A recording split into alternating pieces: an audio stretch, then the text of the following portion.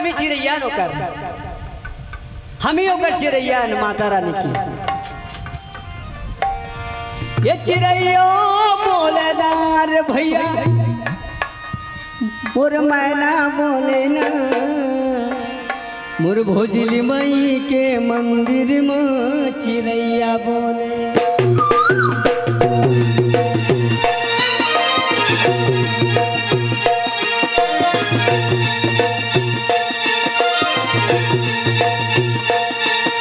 कैसे चिड़ै चुरगिन कैसे सेवा में है देखो, कल्पना करो माता के दरबार में अपन अपन से जड़ चेतन जीव पंछू सब जन जावत है। सिंह कैसे माता रानी के सेवा में पधारत है।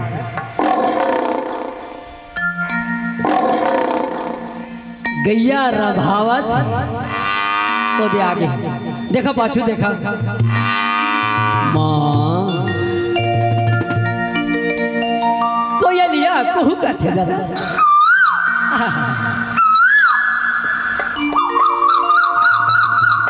माँ दाइवो आमा पान के पतरी कैसे दाई नाना प्रकार की सेवा भाव में आए हैं। मात गंगा कल कल कल कल करके सुंदर पांव पखारी पर बढ़त। ये चिड़ैया बोले तार सुना पर ना बोले ना, ये चिड़ैया बोले नार भैया मोर मैना बोले ना मोर माया की मंदिर में चिड़ैया बोले।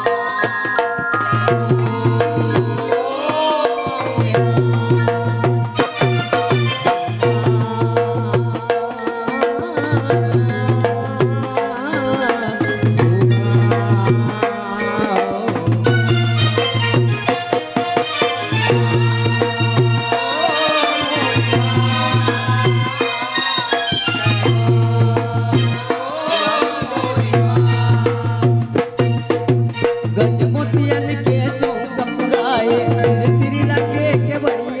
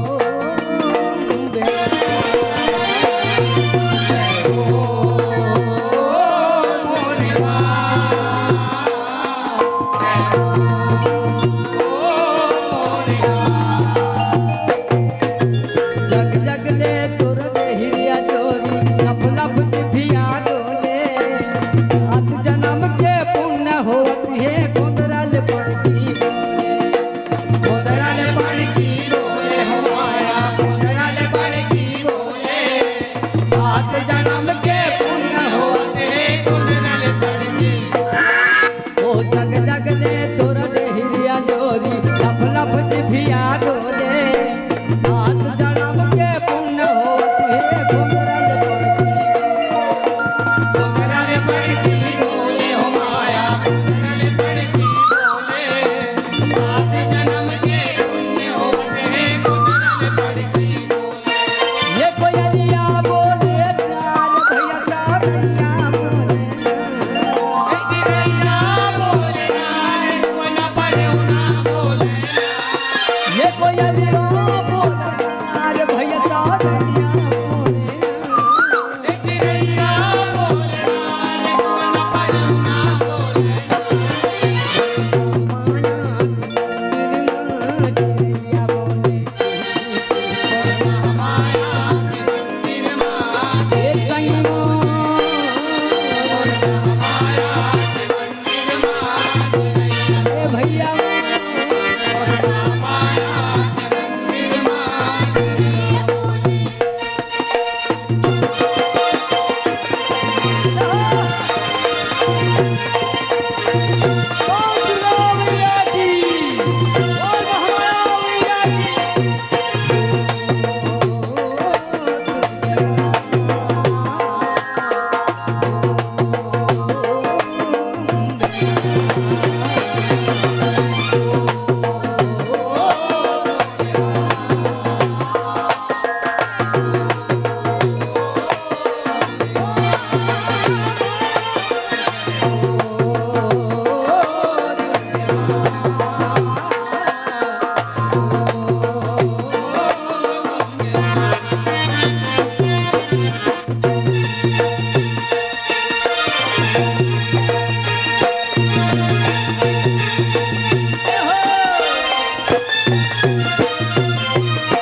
कृपा कर दे बा। आज तो देखो और जी विनती करे धन भुजरिया जाए जो भी भूल चुको कोई सेवा भजन में क्षमा कर हुआ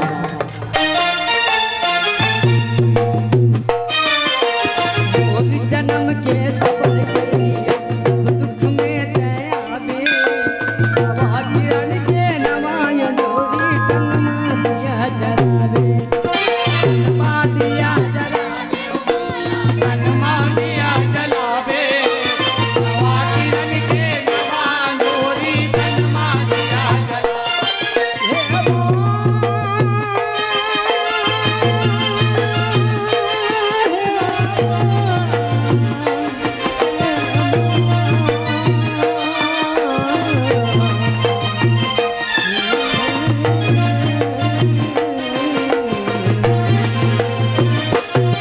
जन्म के सफल करिया सुख दुख में दयावे नवा किरण के नवाय जोरी तनमा दिया जरावे तनमा दिया जलावे हो माया तनमा दिया